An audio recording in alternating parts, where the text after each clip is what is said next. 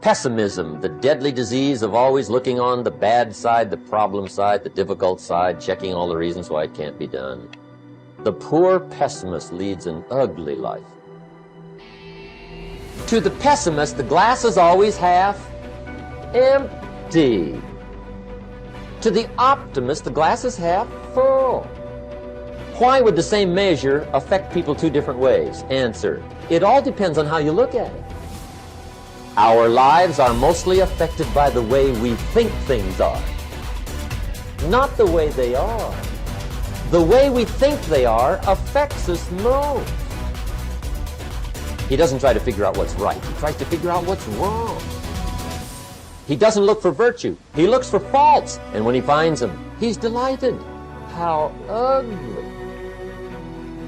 Young people always have a reason to be upset and cynical about the current state of affairs, and it's that way forever. And it's easier just to accept that, because there's also a positive element, and the positive element is, well, you've been granted something rather than nothing, and maybe you haven't been granted pure hell, because especially in a culture like ours where many things actually function quite well, so there's room for gratitude there. Even if it's a broken machine, it's not one that's completely devastated, and it's not absolutely hell-bent at every second on your misery and destruction. And it easily could be, because many societies are like that. And so the fact that we happen to live in one that isn't corrupt beyond imagining is something to be eternally grateful for. And the affirmation for this principle is, I am deeply thankful for all that I've received, and I enjoy giving to others in the spirit of love and service. This is a very important part, not only of being able to show up in your life what it is that is the fulfillment of your heart's desire, but it is also a beautiful way to begin living your life every day. There's an old saying that says, if you're not generous when it's hard, you will not be generous when it's easy. The healthiest of all human emotions is gratitude. I said, you go down that list. I like my job. I love my job, rather. That is a way of gratitude. You'll sleep better the first night. Tomorrow morning, when you get up, get back in front of the mirror just before you go to work. Get back in front of the mirror and repeat the process again with excitement and enthusiasm. I love my job because, and take the list with you. Because the reality is, you see, you will have started to change from a fault finder to a good finder.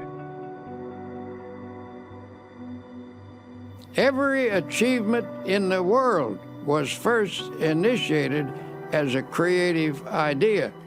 First the idea, then faith in it, then the means of implementing the idea. That is the way success proceeds. Here is the idea. What is your present trouble?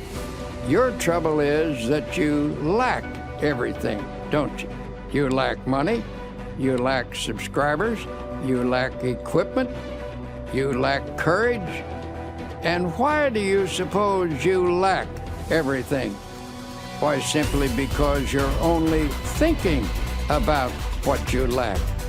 You are constantly thinking lack thoughts, and you have thereby created a condition of lack. If you constantly think about what you don't have, you keep creating the conditions that keep you in this state. By emphasizing only what you lack, you frustrated the creative forces that can get this project really rolling. From the standpoint of doing a lot, you've been working very hard. But you fail to do the one all-important thing that will lend power to all your other efforts. You have not employed positive thinking. To correct the situation, to reverse the mental process, and begin to think, instead of lack, to think prosperity, achievement, and success. Don't hold on to the mental pictures of difficulties and failures. Lift your mind above them and visualize instead powers and achievements. When you elevate your thoughts into the realm of attainment, you look down on your problems rather than up at them, and thus you get a more encouraging viewpoint. Always come up over your problems mentally. Never approach a problem from below